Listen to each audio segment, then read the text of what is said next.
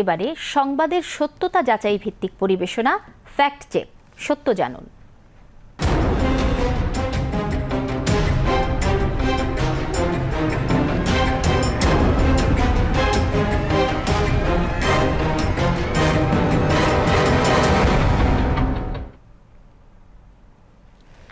কুষ্টিয়ায় নিষিদ্ধ রাজনৈতিক সংগঠন আওয়ামী লীগের এক নেতাকে নির্যাতনের দৃশ্য বলে সম্প্রতি সামাজিক যোগাযোগ মাধ্যমে ছড়িয়ে পড়েছে একটি ভিডিওতে দেখা যায় একজন ব্যক্তিকে একটি খনন যন্ত্রে ঝুলিয়ে মারধর করা হচ্ছে। তবে প্রশ্ন উঠেছে ভিডিওটির সত্যতা নিয়ে। অনুসন্ধানে উঠে এসেছে ভিন্ন তথ্য। বিস্তারিত জানাচ্ছেন সহকর্মী গোলাম মুর্তজা। সম্প্রতি সামাজিক যোগাযোগ মাধ্যমে ছড়িয়ে পড়া একটি ভিডিওতে দাবি করা হচ্ছে কুষ্টিয়া জেলা আওয়ামী লীগের সাধারণ সম্পাদক ওমর ফারুককে ভেকু বা এক্সকেভেটর গাড়িতে ঝুলিয়ে নির্যাতন করছে বিএনপির কর্মীরা। ভিডিওটি দ্রুত বিভিন্ন ফেসবুক অ্যাকাউন্ট, পেজ ও গ্রুপে ছড়িয়ে পড়ে। অনেক ব্যবহারকারী বিষয়টিকে সত্য মনে করে ভিডিওটি শেয়ারও করেন।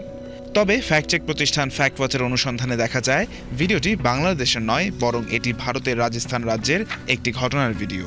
ভিডিওটির বিভিন্ন স্থির চিত্র বা কি ফ্রেম বিশ্লেষণ করে অনুসন্ধান চালালে ভারতীয় সংবাদ মাধ্যম দ্য ইন্ডিয়ান এক্সপ্রেসে প্রকাশিত একটি প্রতিবেদন পাওয়া যায়। 2025 সালের 24 মে প্রকাশিত ওই প্রতিবেদনে ভিডিওটির একই দৃশ্যের ছবি ব্যবহার করা হয়েছে। প্রতিবেদন অনুযায়ী রাজস্থানের বিয়াওয়ার এলাকায় এক ব্যক্তিকে জেসিবি এক্সকাভেটরের হুকে উল্টো ঝুলিয়ে মারধরের ঘটনায় মামলা দায়ের করা হয়। সে সময় ঘটনাটি সামাজিক যোগাযোগ মাধ্যমে ভাইরাল হলে ব্যাপক সমালোচনার সৃষ্টি হয়। এই ঘটনায় ভারতের আরও কয়েকটি সংবাদ মাধ্যমে প্রতিবেদন প্রকাশিত হয়েছে। ফলে কুষ্টিয়ায় আওয়ামী লীগ নেতা ওমর ফারুককে নির্যাতনের দাবিতে প্রচারিত ভিডিওটিকে মিথ্যা হিসেবে চিহ্নিত করেছে ফ্যাক্ট ওয়াচ। ভিডিওটি শুধু এবারই নয়, এর আগেও বাংলাদেশের ঘটনা বলে সামাজিক যোগাযোগ মাধ্যমে প্রচার করা হয়েছিল। তবে এবার সেটিকে কুষ্টিয়ার ঘটনা দাবি করে নতুন করে ছড়িয়ে দেওয়া হচ্ছে। বিভিন্ন সামাজিক যোগাযোগ মাধ্যমের পোস্ট ও মন্তব্য বিশ্লেষণে দেখা যায় অনেক ব্যবহারকারী বিভ্রান্ত হয়ে ভিডিওটি শেয়ার করলেও কিছু অ্যাকাউন্ট ও পেজ উদ্দেশ্যপ্রণোদিতভাবে বিভ্রান্তিকর তথ্য ছড়ানোর চেষ্টা করছে।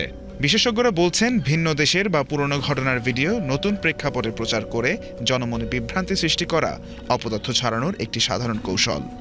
কোনো ব্যক্তি, প্রতিষ্ঠান বা রাজনৈতিক দলকে ঘিরে মিথ্যা তথ্য প্রচার সাইবার অপরাধের আওতায় পড়তে পারে। অভিযোগ প্রমাণিত হলে দেশের প্রচলিত আইনে শাস্তিমূলক ব্যবস্থার সুযোগ রয়েছে। তাই সামাজিক যোগাযোগ মাধ্যমে কোনো ভিডিও বা তথ্য দেখেই তা বিশ্বাস বা শেয়ার না করে নির্ভরযোগ্য সংবাদ মাধ্যম কিংবা ফ্যাক্ট চেক প্রতিষ্ঠানের মাধ্যমে তথ্য যাচাই করার পরামর্শ দিয়েছেন সংশ্লিষ্টরা। গোলাম মুর্তজা, বিটিভি নিউজ।